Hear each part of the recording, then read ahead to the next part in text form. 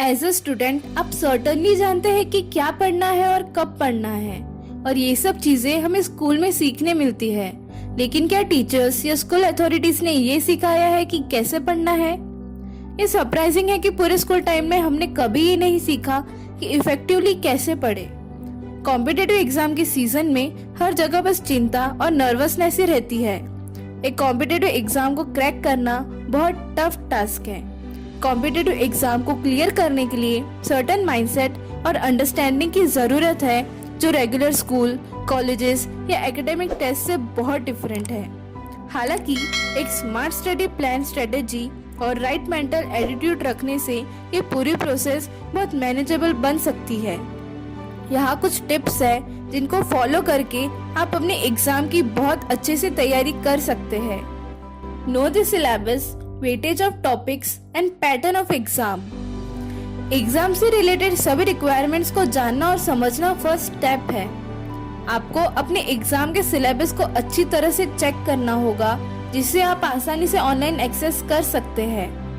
पूरा syllabus check करने के बाद आपको सारी सब्जेक्ट्स और टॉपिक के वेटेज की नोट्स बनानी होगी, जिससे आप अपने प्रिपरेशन अकॉर्डिंगली प्लान कर सकते हैं। इसके बाद आपको अपने एग्जाम का स्ट्रक्चर और पैटर्न समझना होगा। प्रीवियस ईयर के क्वेश्चन पेपर को स्कैन करने से आप एग्जाम के पेपर फॉर्मेट को इजीली समझ पाओगे। इससे आपको एग्जाम में पूछे जाने वाले क्वेश्चंस के टाइप और मार्किंग ट्रेंड्स का पता चल सकेगा। Make and follow a time table. एक बार जब आप समझ जाते हैं कि आपको एग्जाम के लिए क्या तैयारी करनी है, तो आगे आपको ये प्लान बनाना होगा कि प्रिपरेशन कैसे करें। आपके प्लान में सबसे पहली चीज प्रॉपर टाइम मैनेजमेंट होना चाहिए।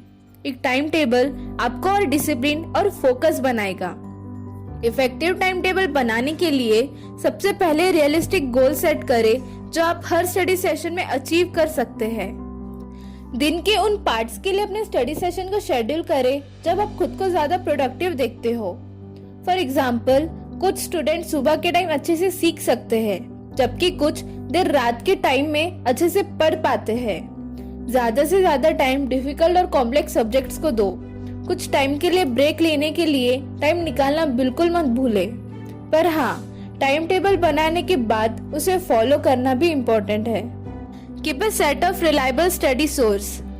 यहाँ हम स्टडी मटेरियल की बात कर रहे हैं, दैट इज उन बुक्स और गाइड्स के बारे में बात कर रहे हैं जिससे आप कॉम्पिटिटिव एग्जाम के लिए पढ़ते हैं।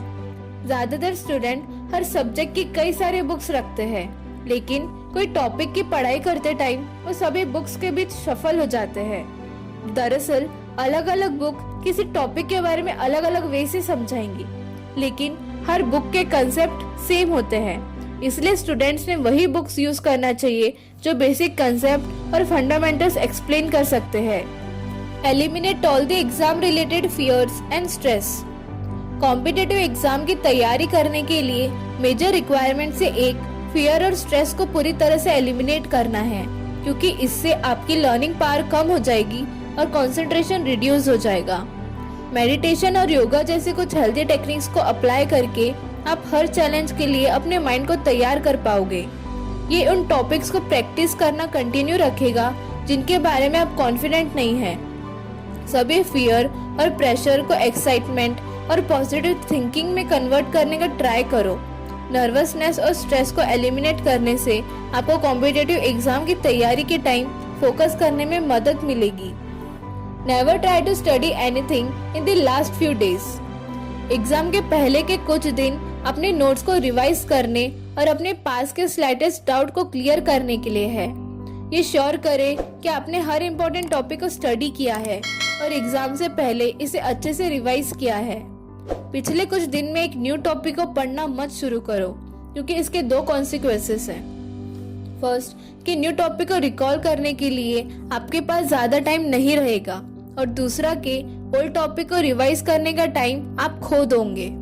इससे ब्रेन को सीखने को बनाए रखना मुश्किल हो जाएगा, जिससे आपकी एग्जाम खराब हो सकती है। इसीलिए एग्जाम के पिछले कुछ दिनों में आपको अपने डाउट्स को दूर करने और एग्जाम की तैयारी करने में लगाना है।